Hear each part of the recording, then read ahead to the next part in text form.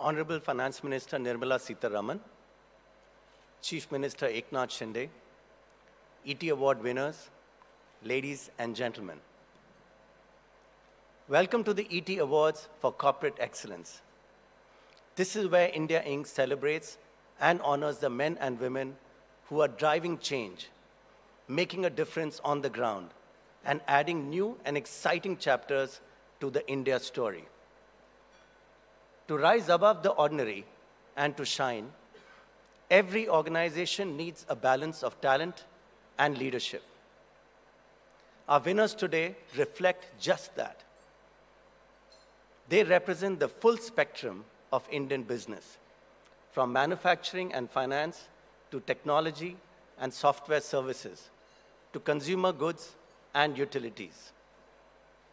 The common factor is that their leaders have dared to think big and build organizations that can succeed in any environment.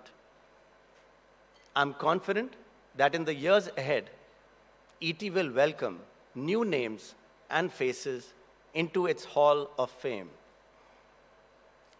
There is an air of entrepreneurship across Indian cities and towns that I find exciting.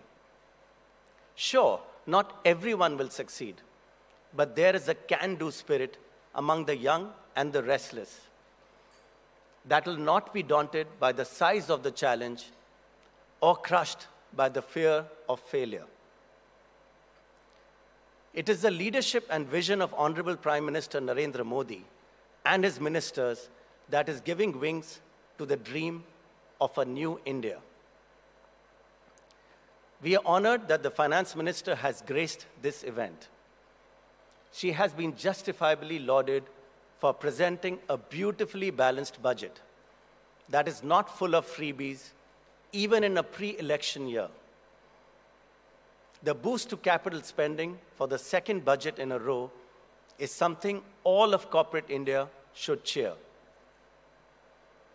The budget, again wisely, nudges the taxpayer towards a new tax regime, which offers lower rates but no exemptions. And it presents a glide path to reducing the fiscal deficit. Honorable Finance Minister, you have not allowed yourself to be distracted from the dharma of reforms or the sanskar of doing what is right and righteous. The numbers tell us that the government's policies are working. The World Bank's Global Economic Outlook report predicts that India's GDP growth this year will come in at 6.3%, making it the fastest growing among large emerging economies and far ahead of the less than 1% predictions for the US. In a post-COVID China plus one world, India's resilience and potential are touted by global and political thought leaders and industry captains. Consider one of government's key initiatives, Make in India, which is now a national imperative. From higher foreign investment in local subsidiaries to groundbreaking greenfield deals by global corporations, Make in India is taking shape. Apple supplier Foxconn has signed deals to set up plants in Telangana and Karnataka. Semiconductor fabs are coming up in Noida and Gujarat. The PLI scheme for multiple industries, including automobiles, telecom, and healthcare, is set to spur manufacturing.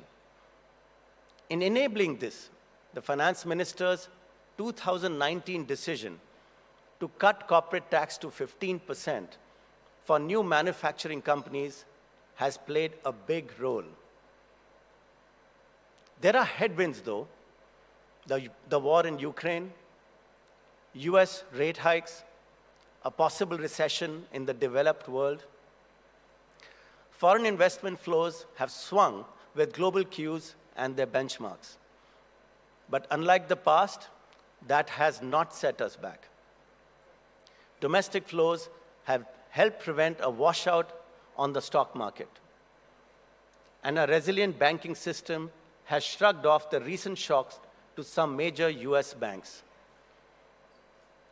An agile and engaged government has walked many extra miles to keep the engines of the economy running through rough weather. Opting for higher Russian oil imports helped offset the impact of rising crude prices. The infra push unveiled in this year's budget is expected to drive capex in many sectors. In Amrit Kal, don't be limited by the constraints of our immediate past. This government is thinking and acting both local and global. If you need any inspiration, look no further than our G20 presidency. Theme of Vasudhaiva Kutumbakam. Rooted in our glorious history, it is an apt anthem for a new world order.